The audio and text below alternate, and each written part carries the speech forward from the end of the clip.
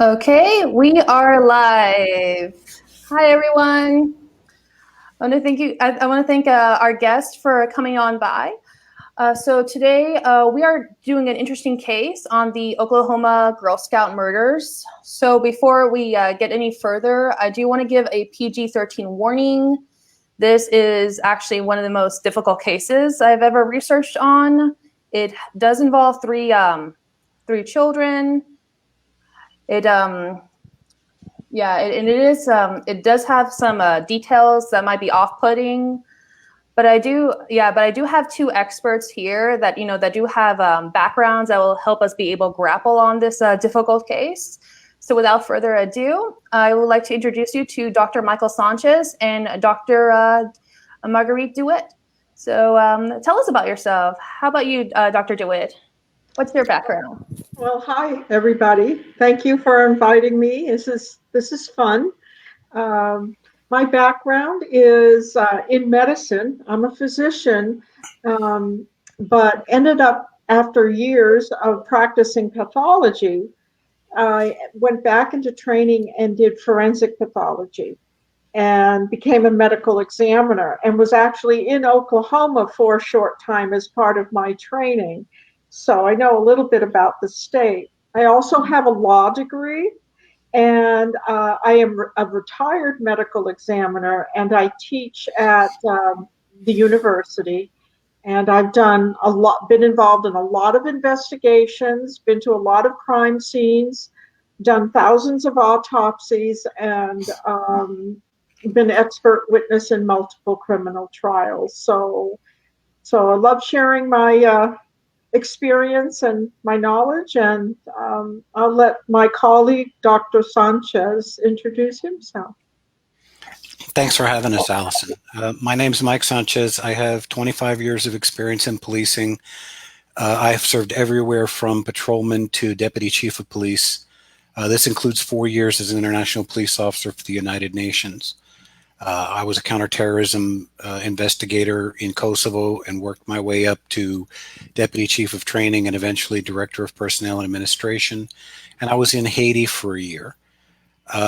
Throughout my career, I eventually earned my master's and my PhD, and I now teach criminal justice at UTRGV. And actually, Dr. DeWitt and I do consulting and expert testimony in this kind of case. Yeah, I think people are very excited to see this started. And and I want to thank you again for agreeing to be on this show. I know it's probably not, I'm sure when people think libraries, they don't think that we would be asking this, but we like to explore different aspects of humanity, and this is one of them. So to get started, I did make a little presentation. Unfortunately, I didn't realize that the font is a little, it's probably not be very viewer friendly, but can everyone see it? I'll go ahead and read along with how this case got started. And Doctors Sanchez and DeWitt are happy to provide their commentary.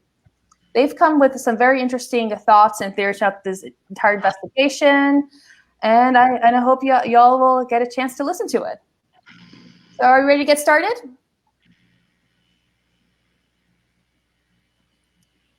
All right, you good to go? Yeah. All right, let's go.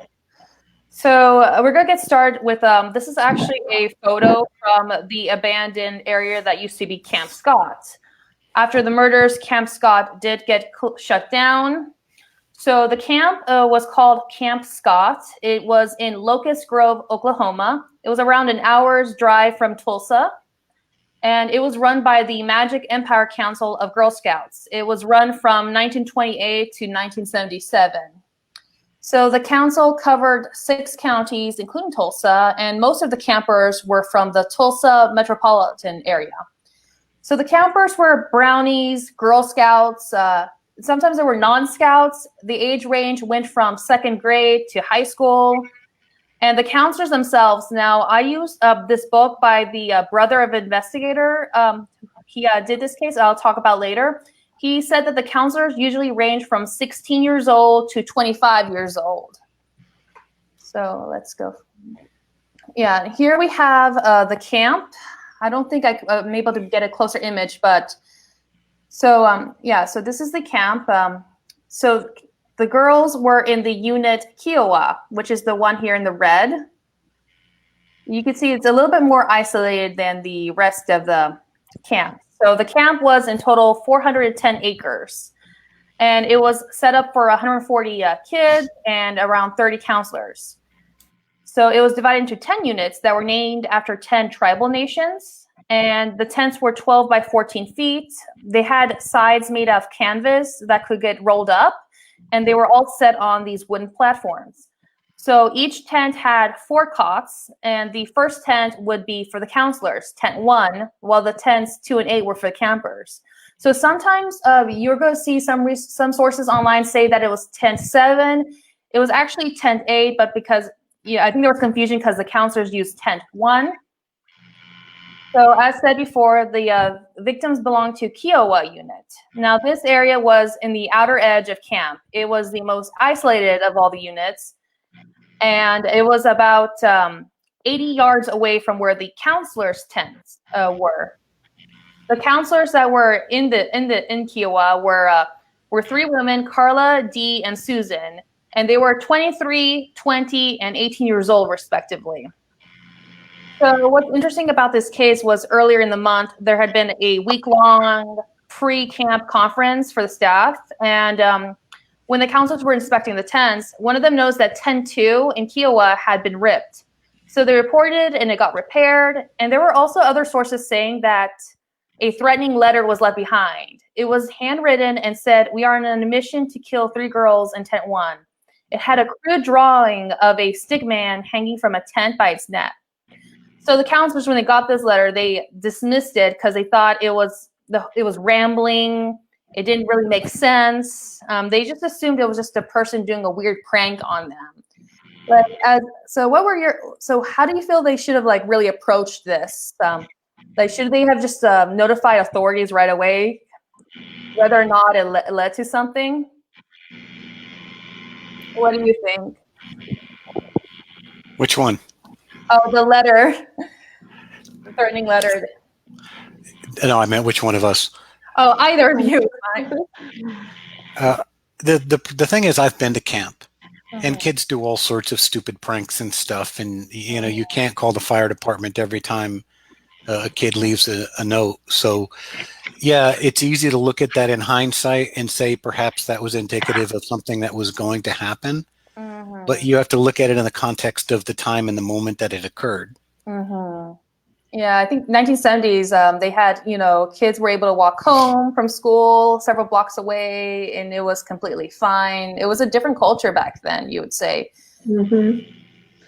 Based on my experience, if I might just jump in here real quick, I am, because of my personal experience with doing a lot of child abuse and child homicide cases, I don't know if I would have reported it, but I wouldn't have dismissed it either, because I've seen, too much in the way of what people are capable of doing to children. And so I think I just would have been on alert at the very least, as one of the counselors would have been on alert. Yeah, so the first day of the camp, Carla, she saw that tent 6 also had, this was hours before the campers on the first day. So Carla saw that tent 6 had its flap cut off, and she reported it to the director, and that all got fixed. And then later that afternoon, the girls for the Kiowa unit were settling in. There were 3 girls, and they were given a tour of the outdoor restrooms where the counselors would be during the night. And they gave them the whole 101. Here's what you can do. Here's what you cannot do. And they let all the girls in that unit pick their tent mates. The 3 victims were Michelle, Denise, and Lori. And they ended up being tent mates because they were the most shy out of all the girls. And they ended up just sticking together because, they were shy. They're like, okay, this girl gets me. Let's just get together. So the girls unrolled their sleeping bags on 3 of the 4 cots.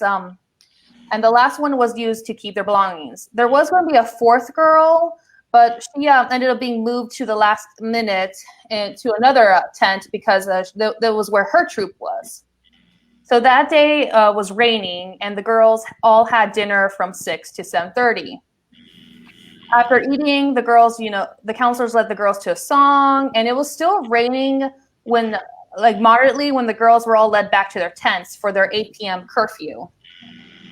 So a lot of weird things happened throughout the night. So the counselors were all given 2 hours of free time a day, and they were scheduled to make sure that there was always a working counselor at the unit. Carla was free from 9 to 11, so she left Kiowa around this time to meet some friends at the I'm sorry for butchering this, the Arabajo site. Now, Denise, who was the oldest of the 3 girls in tent 8, she visited another counselor, Dee. She asked Dee if she could call her mom. Dee knew that Denise was homesick, but in her experience, children got over it as they started getting closer to campmates. She told Denise to just try to stick it out for the night and that she could call her mom the next morning. Denise was like, okay, and went back to her bed. So around 10 p.m., Dee did a tent check on the Kiowa unit. And when she stopped by, this would be the last time she would see the girls. The girls were writing letters by flashlight. And, Dee chatted with them for a bit and then told them to get ready for bed.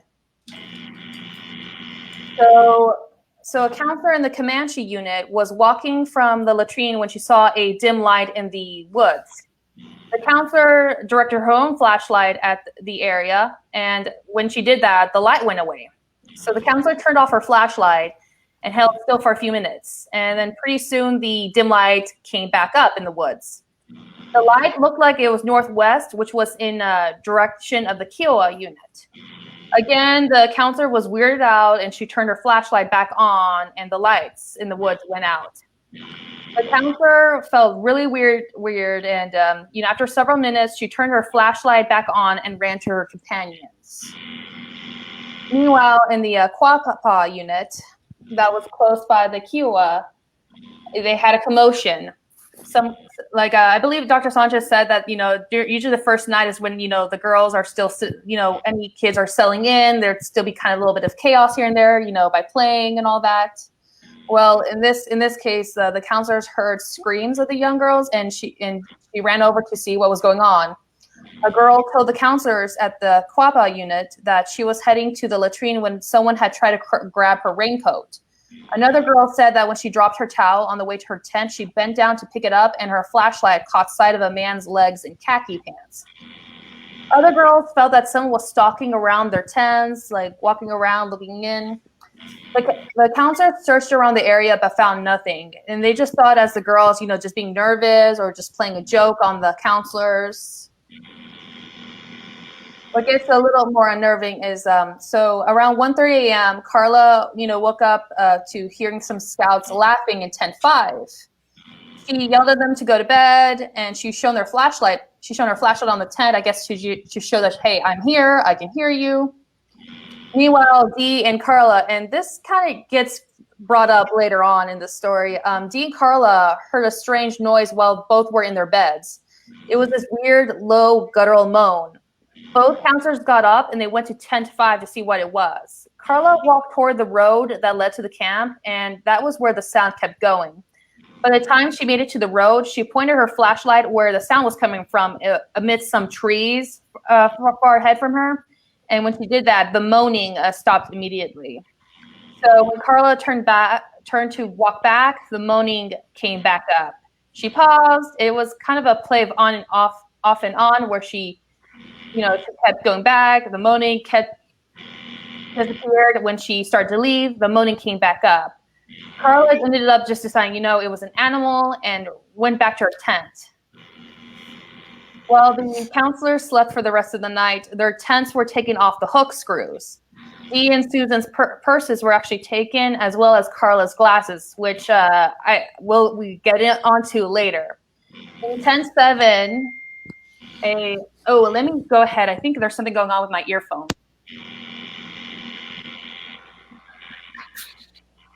Yeah, can y'all hear me better? I'm sorry. I think there was some weird buzzing in my earphones.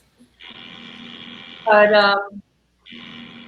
yeah, Yeah, so when the counselors went to sleep, their stuff got stolen. In 10-7, a girl said she saw a dim light move through the unit. Her 3 tent mates had their sleeping bags over their heads, so they didn't see it. But the girl caught a dark figure looking into the tent with a glare before walking away and moved its way towards tent 8. Now, all the other units report to having heard this weird low-pitched moaning. And in the Quaba unit, a girl heard someone say, "Mama, mama," and she thought it was a farmer who was probably having a hard time sleeping and didn't think much else of it. So,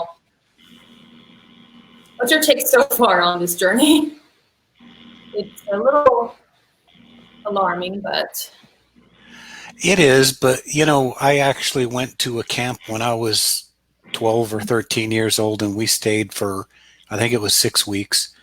Wow. And, the camp counselors are always playing jokes and trying to scare you. And every camp has a story of the boogeyman that lives in the woods to scare the kids. And you could see where that sort of thing would create an environment to where the counselors would think this is just par for the course. And we have to remember the counselors are, the ones we're talking about now are 18 years old. You can't expect them to act with the intelligence and the experience of an adult.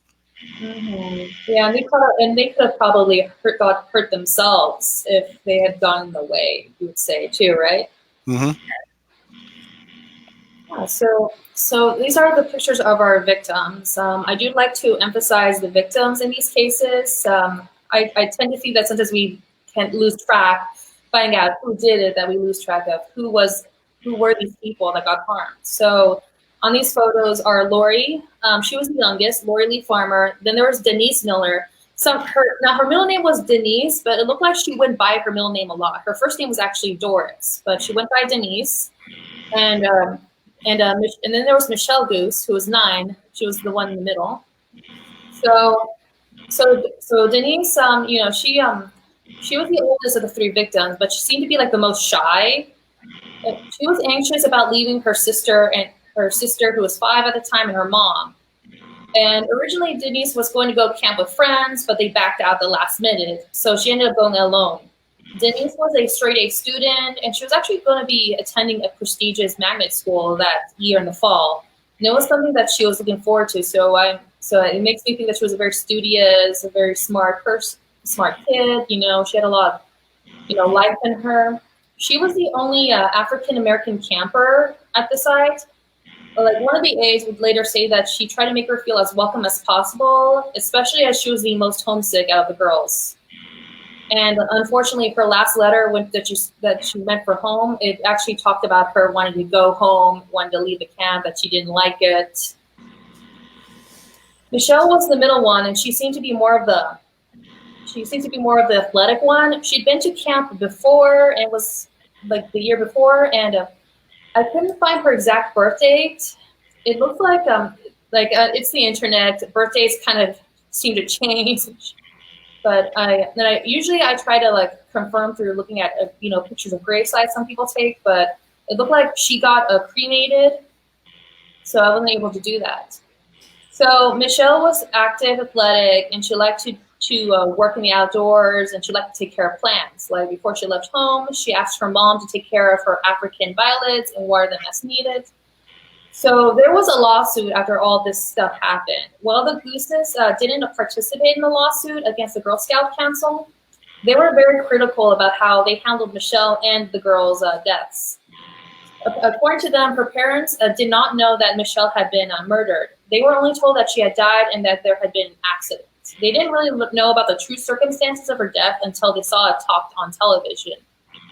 Michelle died before the Goose's wedding anniversary, and to this day, they don't celebrate that occasion, sadly enough. And then there was Lori. She was the baby of the group. She was actually like a week away from turning 9 or 10, I believe. So she was the youngest out of the 3 girls, but she was actually the oldest of 5 kids in her own family. She was described as being a very loving big sister, and one sister said that she behaved more like a best friend than a sibling to them. Her mom was a stay-at-home mom, while her dad was an emergency room doctor, and the Farmer family had moved recently to Oklahoma from Arkansas around the time of the camp. So Lori was deciding between Girl Scout camp or a camp sponsored by the YMCA. She was indecisive, so her mom eventually picked for her and decided to choose Girl Scout camp.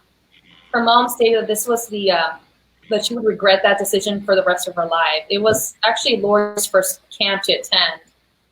According to Dr. Farmer, Lori's father, he said he'd gotten a call from the director of the Girl Scouts. He said that he found out later that we were the third people they called. First, they called their insurance company. Second, their attorney, and then they called us. He was only told that there had been an accident and originally hadn't known that his daughter was murdered. So this case ended up being rife with a lot of emotions. Not only were there, these three girls were harmed and did not survive. A lot of families felt that they were not treated, like I think Lori's mom actually said at one point, she's like, I felt like they treated me more like an adversary rather than a grieving mom.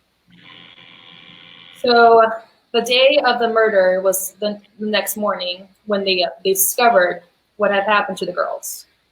Around 6 a.m, Carla woke up. She left her tent to take a shower, and on her way there, she saw in the corner of her eye a bright yellow sleeping bag.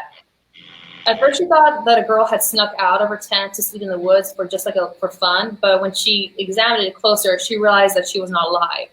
And there were two other sleeping bags a few yards away. So from what I gathered from the reports, like one girl was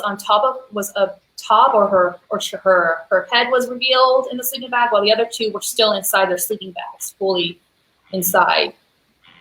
So Carla, ran to the counselor's tent and told the others what she saw. All three proceeded to run toward the tents, and they did a head count and found that tent 8 had all three girls missing. There was also blood on the floor and mattresses. So Carla first ran to the camp nurse, Marianne Alibek, and the nurse went to her car to drive over to Kiowa unit. Meanwhile, Carla went to the director's office and told Director Barbara Day and her husband Richard what she found in the woods. Meanwhile, Nurse Alibek met Susan, who directed her to the bodies. The nurse saw Denise's body, and so from the way the reports, like I said, it looked like Denise was she was able to be seen before the other two girls. So the Days also drove over to see the bodies. Now, Richard, the director's husband, was a surgical tech. While he was covering Denise's body with the sleeping bag, he didn't originally notice the other two girls in the sleeping bags. It was only until he felt the sleeping bags that he realized that they were in there. He told the nurse to stay where the bodies were while he and Barbara drove to the camp ranger, Ben Woodward's house. And while Ben went to get ready, Barbara called the highway patrol. Now, Ben, who was an ex-Marine, was pretty much on the verge of tears when he was taken to where the girls were. He would say, this is why we moved to the country, to get away from crazy people. So when Ben examined the scene, he noticed a red and white 9-volt flashlight and a roll of duct tape by the bodies.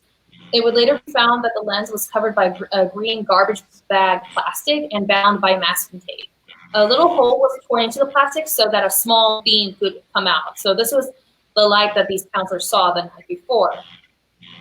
The counselors from the other units were told about what happened. They were ordered not to tell any of the campers. So the remaining girls of the Kiowa unit, were lined up and marched out of the woods. They knew nothing about why they were leaving. A lot of the girls said they didn't find out about what happened exactly until after they came back home.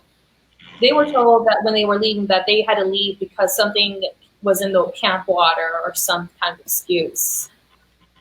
Like, what do you think should have been like the first things they should have done when they found these bodies? Because it looked like a lot of people were touching the bodies. They were moving around the area of where the girls were sleeping in the night before. Like, what's your take on this? Like, what should they have done? Well, I'll respond initially to this.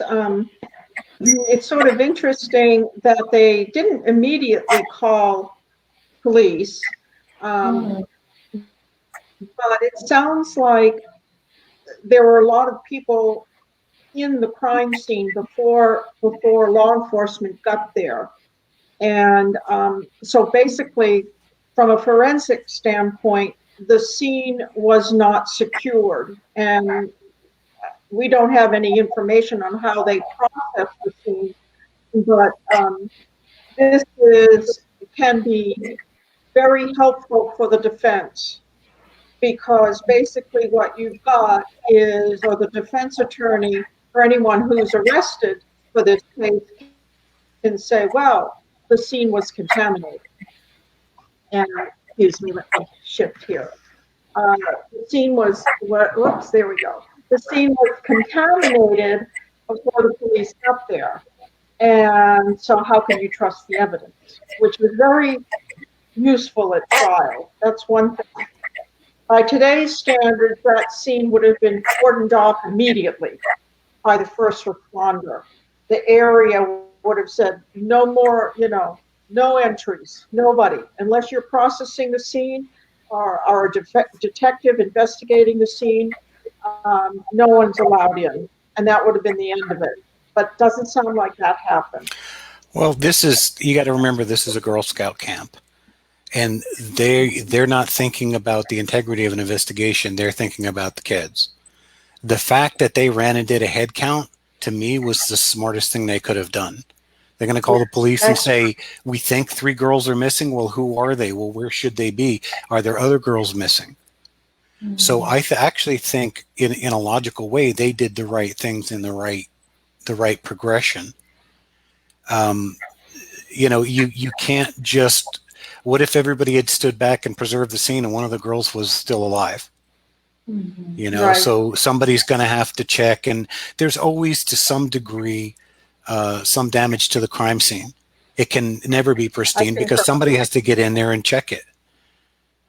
And if I remember correctly, one of the girls was missing her clothes from the waist down, and she was lying out in the open, and the husband of the director covered her with a sleeping bag to preserve her dignity, I suppose.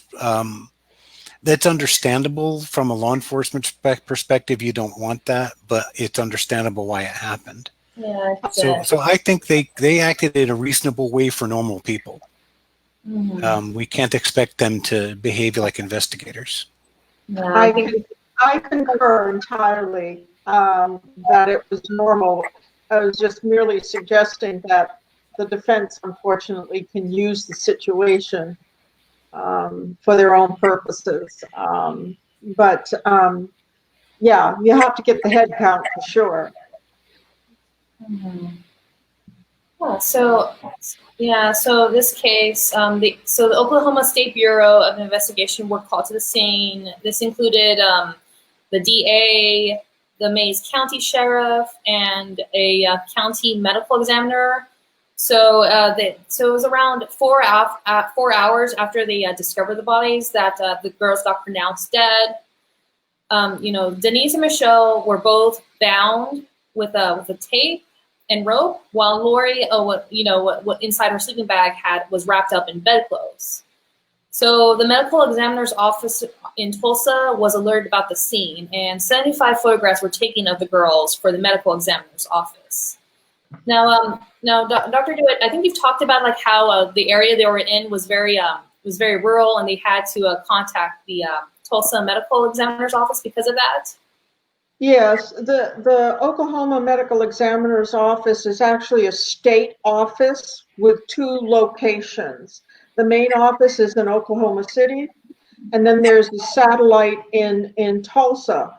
And it's in Tulsa primarily because Tulsa is a large, pretty good-sized city or metropolitan area in and of itself, and so Tulsa is considered the satellite office.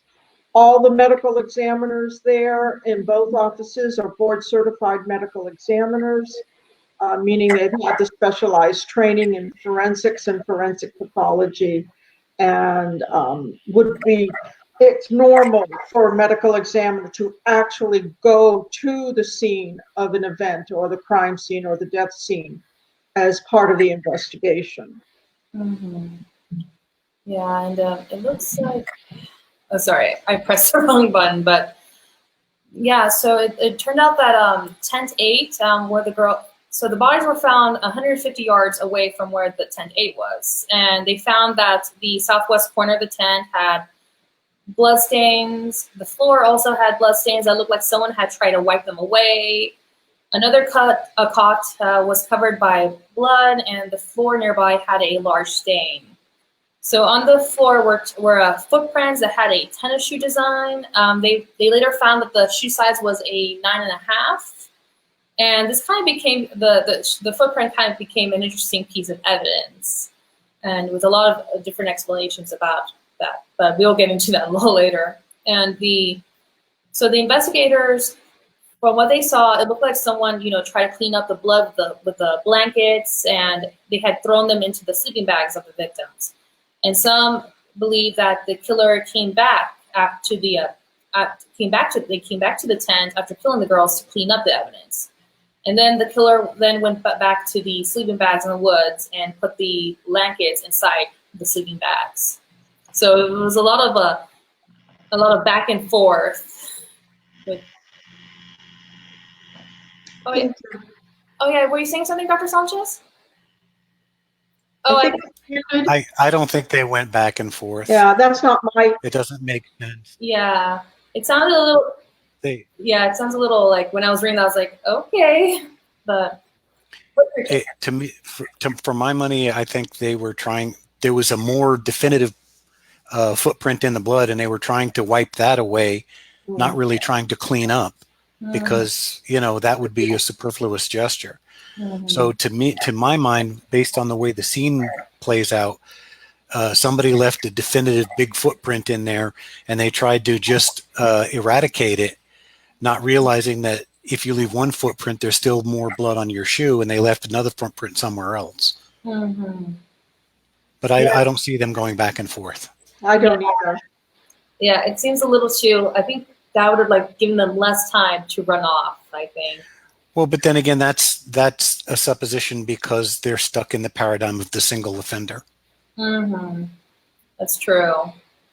So the Dr. Neil Hoffman was the medical examiner that did the autopsies. He released the results, and he revealed that Denise, she died by strangulation, while Michelle and Lori were killed by hits to the head. There was DNA of the killer found on Michelle and Denise, and although it was only found on 2 of the girls, they were all confirmed to have been assaulted, unfortunately. And it was believed that Michelle and Lori were killed inside the tent, while Denise was dragged or carried to the woods and then killed. Denise was believed to be the last one that had passed away because her temperature was a bit warmer than the other 2. It was also believed that between 11 p.m. to 6 a.m. that the girls were murdered because the sleeping bags were dry, but the rain that night had stopped at exactly 11 p.m. It was also said that the weapons used on them were likely 2 weapons, and they were swung by both a left hand and a right hand. And some reports, I didn't mention the book, interestingly, but I found some other different reports online that there was also a crowbar at the side of the bodies, while other reports don't mention it. So I kind of left that out because, I kind of feel like if they found a weapon, wouldn't that have been more focused? Yeah, that seems like somebody conveniently added it to the story to make a point that they wanted to make. Yeah, you believe that that there was 2 people that were involved with this, Dr. Sanchez. Yeah, when I first read over this case, it doesn't make sense. First of all, I don't believe anybody would run back and forth and make a shuttle trip back and forth to where they took these 3 girls from. So 2 girls did in different sleeping bags, and 1 girl who's still alive. So you would have to suppose she's restrained but struggling.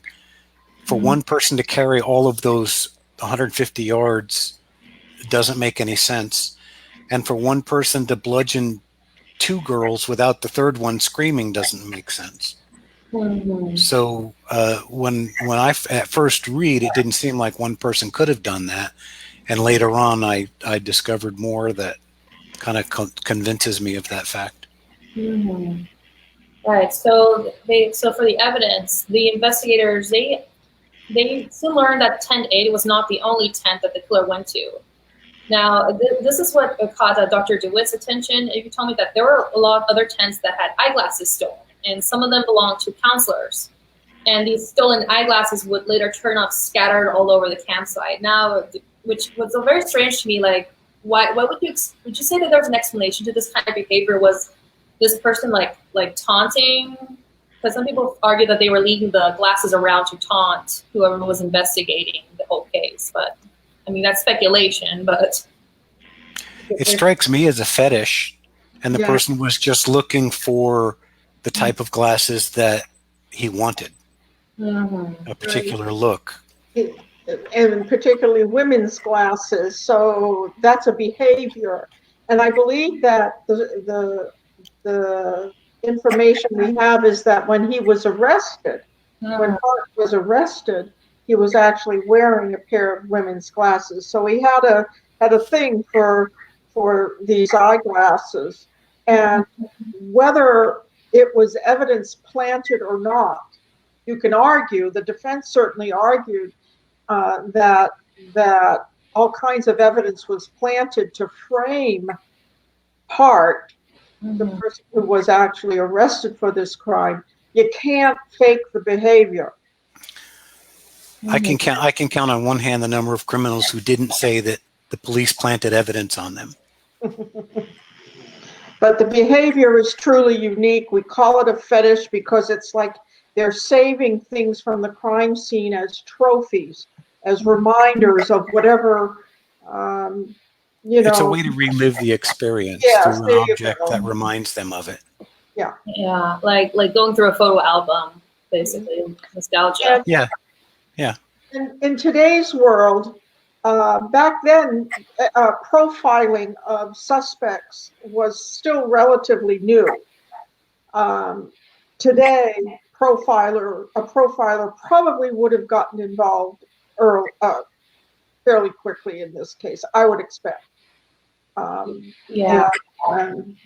so because of that one behavior, but also because it was multiple murders at a particular kind of, there was a signature to all of this, to this entire case. It was young girls, the glasses, the homicides, the late at night, the stalking, very peculiar and persistent behaviors that a profiler could do a lot with.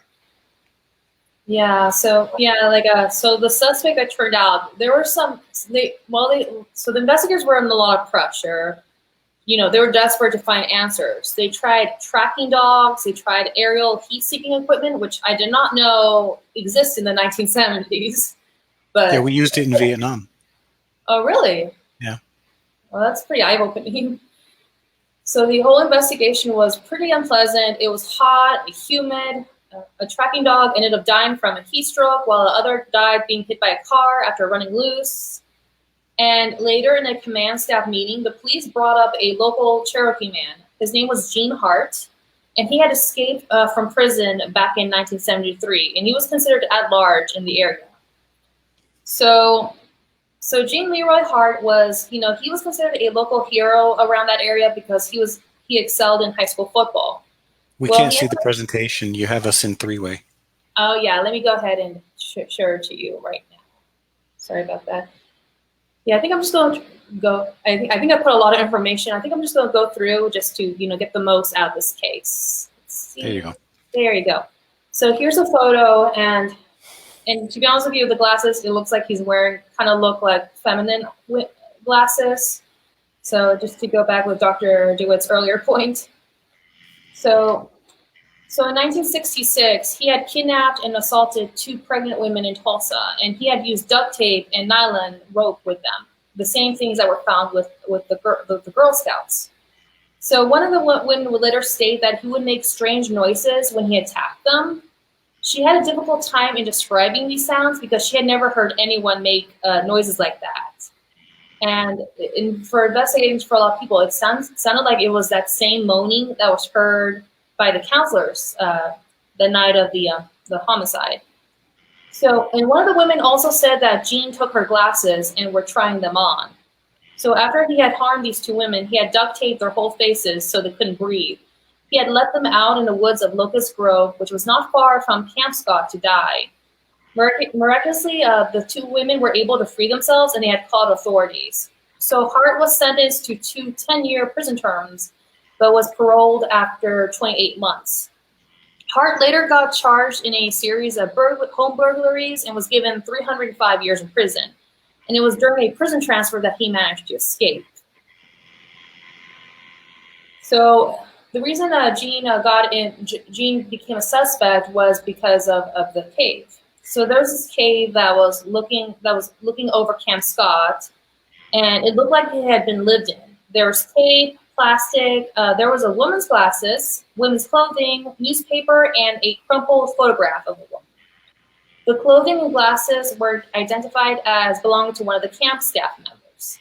The newspaper was also the same edition that was used inside the flashlight that was found by the girls' bodies. I think the newspaper was used to hold the batteries inside. And in the photograph, now this was what really captured the attention of investigators. This photograph was of a woman that was found to be taken by a local wedding photographer. Gene Hart had actually assisted the photographer by developing that photograph. So a national manhunt was conducted then to search for Gene. It took 10 months, but they eventually found him hiding out in the cabin. Now, Dr. Sanchez, you said you found out you found out who led these investigators to the cave. Is that correct? Yeah, I found one account where a 16-year-old prisoner in the jail had told the sheriff about this cave and said that he had spent some time with Hart there after the murders. Mm-hmm. Yes, and yes, and we'll get on to that 16-year-old later too. I think it really works with your theory that there may have been 2 people involved with this. So when Gene got caught, he was actually wearing women's glasses, and one of the first officers that interviewed him said that, "You did it, didn't you?" And Gene responded, "You will never pin it on me." Now, one of the podcasts that I used as a source did point out that while the officer may have taken that as Gene implying, just to be neutral, that he did kill those girls, others could argue that Gene was saying he didn't do it, and it was challenging the officer to try to pin the blame on him. It was. As a police officer, I don't find that a compelling statement at all. Yeah. I think, with what you have to say, I agree too. So he was a local hero by a big group of people that thought he was innocent. And in the cabin, police found a corncob pipe and a mirror that was linked to the campsite. Authorities felt that Gene was definitely the person behind the girl's murder. And the trial, though, was where a lot of doubt got casted. So like I said before, locals were expressing sympathy for Gene. Before you get to the trial, let me go back to the cave for a second. Yeah. In the cave, they also found a pair of glasses that belonged to one of the camp counselors. Right. Yes. Let me go back to the slide. Here you go. Yeah, there were glasses that were belonging to one of the camp staff members. And also, a lot of people tried to make some hay out of the fact that the sheriff may have had a vendetta for him because he escaped from the sheriff and made him look stupid.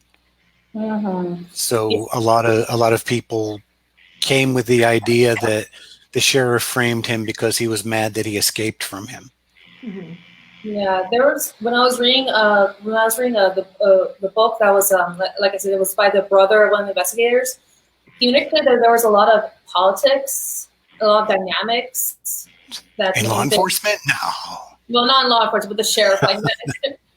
Yeah, sorry.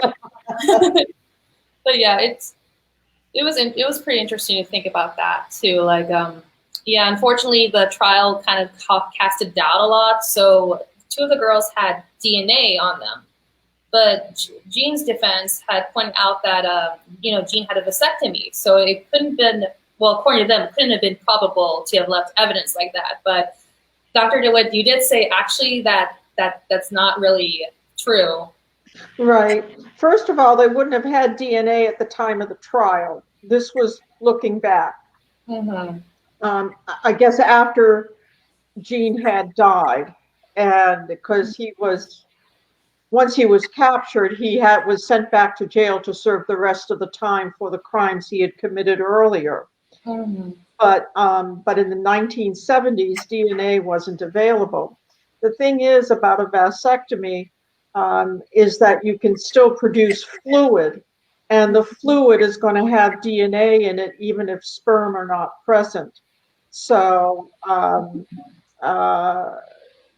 so that was a bit of a confusion about understanding DNA. A lot of body fluids have material, cellular material that can provide DNA. One of the things I think that threw this case was the claim that he couldn't. I believe they found sperm in the fluids taken from the girls' bodies, and the defense said it couldn't have been him because he had had the vasectomy. Right. But after he died in prison, they found that his vasectomy had failed. Right. And he was still producing sperm, and they found that the sperm on the crime scene had a very unique mutation or an abnormality, and after he died they found Hart had the exact same abnormality in his.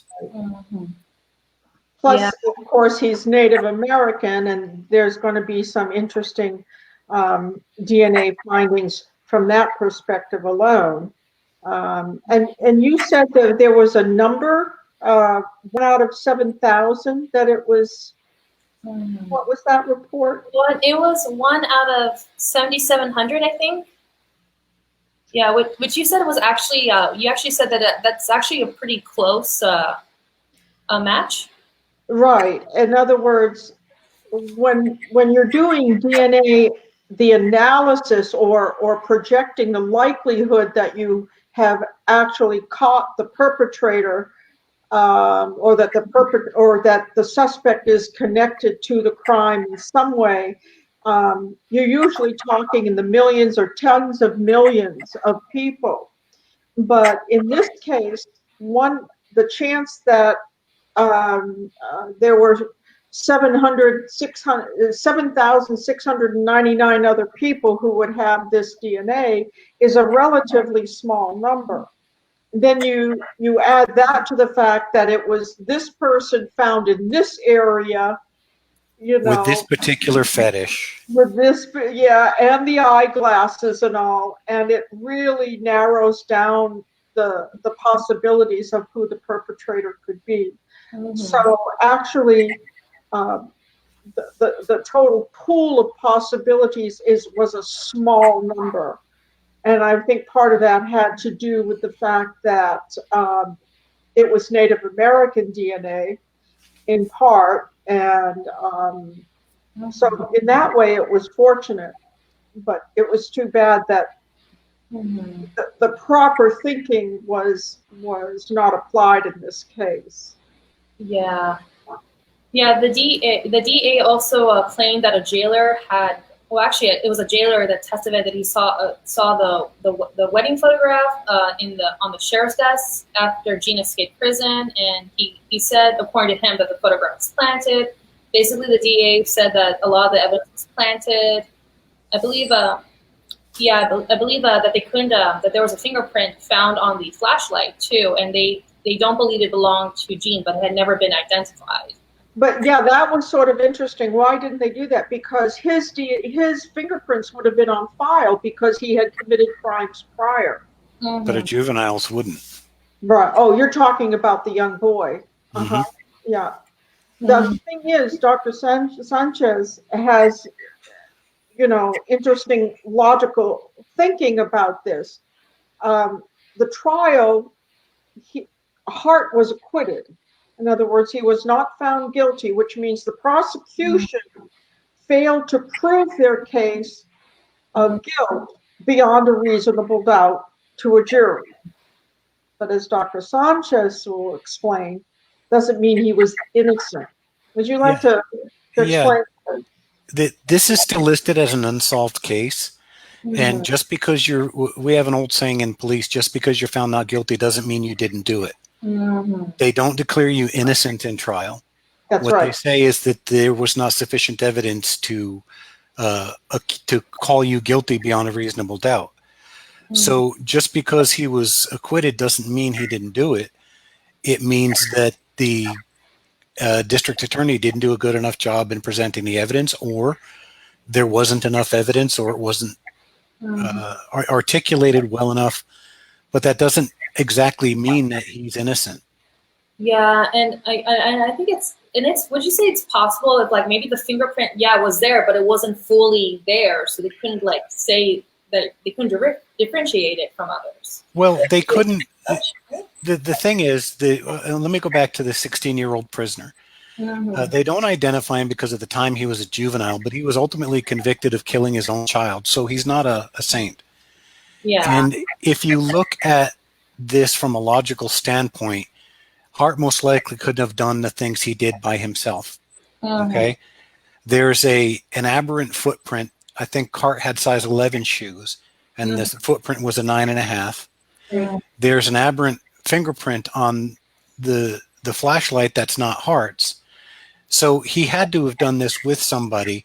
Now let's ask, why would a 16-year-old come out and say to the police where this cave is, a cave that is a treasure trove of evidence? And based on my experience, it's because he was afraid the investigation was getting too close and he would be identified. So by putting himself at the cave, but after the murders, he kind of gives himself a baked-in alibi if anything of his or a fingerprint or something is identified once they find the cave. And he doesn't really risk Hart outing him as being a participant, because Hart denied his guilt all the way along. So he's kind of stuck with that lie. Hart can't say, well, yeah, okay, I did it, but this kid did it with me.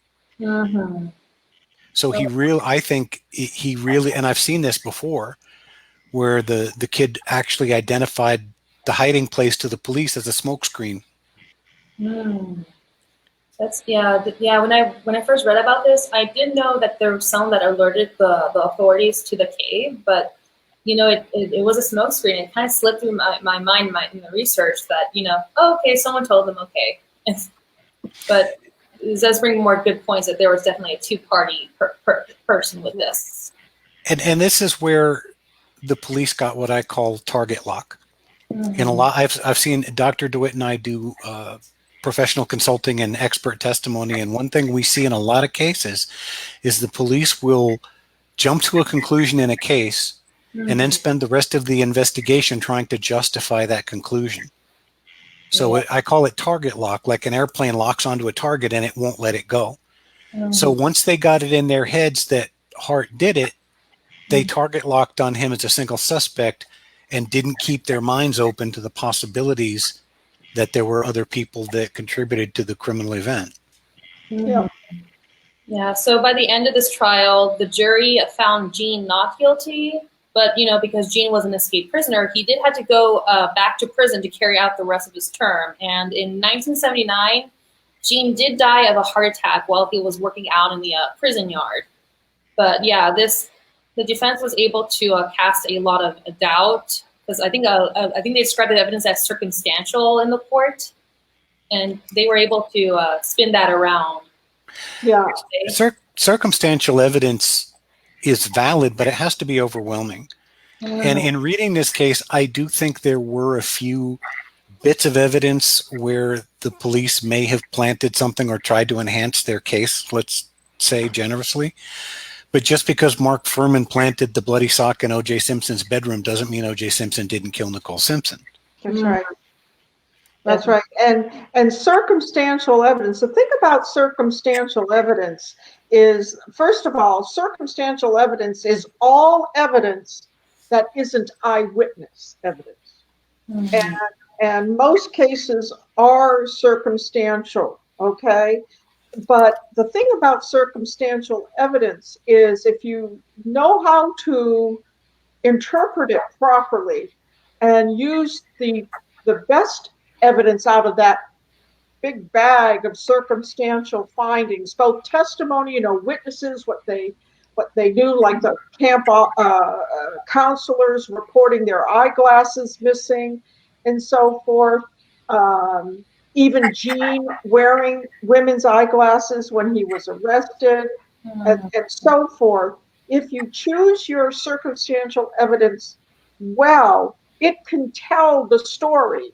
Because remember, witnesses, even eyewitnesses, can be mistaken, or they didn't see everything, or whatever. But physical evidence, circumstantial physical evidence, can't lie, but it can't be misinterpreted. Let me say this about circumstantial evidence, and this is how I explain it. Imagine you're watching a video, and the video shows a man go into a restroom, okay, a public restroom. There's no windows in the public restroom. There's only one door. Mm-hmm. Man number 2 goes in. 5 minutes later, man number 2 goes out. Mm-hmm. Man number 3 goes in and immediately comes out and reports that man number 1 is in the bathroom dead. You didn't see man number 2 kill man number 1, but circumstantially, mm-hmm. you can draw the conclusion logically that man number 2 killed man number 1. Yeah. So when you are making a circumstantial case, the most important part of making a circumstantial case is that you have to connect the dots. You have to connect the dots. Like A to B to C, basically. Right. That's right. And that is called inference. Mm-hmm. And that's what a jury does with circumstantial evidence. It's a legal term, and it's considered fact-finding to make that kind of inference that Dr. Sanchez described. Mm-hmm. But it can be extremely powerful and very convincing. You hear in the media, oh, they only have a circumstantial case. Well, most cases are only circumstantial. But just that illustration that Dr. Sanchez, I mean, do you have a doubt? Do you have any doubt that it was man number 2 who committed the crime? So, it can be very, very compelling in and of itself. Mm-hmm. The lesson here is to not downplay the power and the importance of circumstantial evidence. But it's very easy to lose a trial on circumstantial evidence if you don't. First of all, you have to articulate it in a linear fashion, mm-hmm. meaning you have to take the jury on a journey of circumstantial evidence from conception to crime. And then you have to connect those dots so they can clearly see the path. And that's where a lot of cases fail when they're trying to get a conviction on circumstantial evidence. Yeah. And a prosecutor will do that. They'll not only present the evidence, but they'll take the jury on a journey connecting those dots. You don't leave it up to guesswork or whatever by the jury members. You actually take them on that walk through the evidence. And the job of the defense attorney is to cast doubt. And apparently they were very effective at that. Yeah, so I do want to say too that actually Dr. Sanchez, Lori's father actually later stated that he felt that there was more than one person involved in this case as well. I'm going to have to wrap up, unfortunately, but this has been very educational. But yeah, Dr. Farmer actually ended up, speaking, being very outspoken, and he felt that, there was another person involved in this murder. Lori's mom, in the meantime, she ended up finding the first Oklahoma chapter of parents of murdered children. And, I think that the families still felt like the families did try to do a lawsuit on the council because they felt that it could have been preventative. They ended up not being able to get that lawsuit, but in the aftermath, a lot of camps started becoming more higher security. I went to camp when I was a kid, and I remember too, like they always made sure that these were school camps. So they always made sure that a teacher was in the cabin with me and the other campers. So I think, if anything, this kind of taught a lot of people, because unfortunately, it's camp is fun, but it's very vulnerable. From what we Yeah. Do our listeners have any questions? Yeah, let me go ahead and let me just go ahead and fix that. Yeah, if anyone has any questions or comments, like I think we've had a lot of people having a very wow reactions to this. But yeah, I think we're pretty much good to wrap up. I think you've really cleared up a lot of a lot of assumptions. I mean, this case has been floating around the internet, and there has been a lot of speculation, a lot of conspiracy theories, and I think your expertise has really cleared up. Okay, so Rudy actually asked if there were any other suspects that were found. I did go a little quickly over to the time, but does anyone want to take over for that? Or They didn't identify any other suspects, and they always suspected Hart from the beginning. And that may be because the sheriff understood his modus operandi, and it may be because the sheriff was mad and wanted him caught. It may have been both. Yeah. But they didn't seriously look at anybody else. They quickly eliminated a farmer nearby and a couple of other people, but their focus was mainly on Hart. Right. And they never looked beyond him once they focused in on him. That's right. That's the target lock. Yeah. Does anyone else have any other questions? I think that was a very good question to ask. It's an excellent question. It's like, let's see. I think we're pretty much clear on our questions. Honestly, I think we've answered like every corner of this investigation, which is good. Can I say one thing on this? Sure. If you look at all the conspiracy theories, and this is a great case to do that on. When I was researching this case, I found one thread where they had eventually, years later, found a partial DNA profile of a female on one of the pillowcases. And then immediately everybody's, there was a woman involved in the murder. There was a woman involved in the killing. And there's this whole conspiracy theory where it branches off in that direction. And when you're doing these things, you have to understand the difference between a correlation and a causation. Just because it's there doesn't mean it's part of a murder. This was a Girl Scout camp. The beds were probably made by the counselors before the kids got there, who are female. So, people look at little details and jump to these leaps of logic, assuming they're a causal factor and they're not just a correlation. Yeah, I try to approach this case because when I was bringing up the case, I was like, okay, there's going to be a lot of different directions people are going to take with this. So I will say that originally I was more unsure about whether or not Jean Hart was the correct suspect. But when I was hearing both of y'all's, and when I did a little bit more digging, I was like, I do believe that Jean was at least one of them behind these murders. Oh, and Karma believed it was him too, because he died like a year later. Who? Hart died like a year after this, so Karma caught him too. Yeah, it was. Yeah, it was like strange things. This also had the strangest footnotes that have happened. But I do hope that they are going to do 2017. They are going to do some more DNA testing because a lot of DNA had degraded. But I think at least hopefully fully close this case and give some closure to families. And who knows? Maybe they'll look back and look at this 16-year-old as another suspect too. Well, and let me say this: as my daughter died when she was 22, and closure is a myth. There's no such thing as closure. There's only learning to live with it.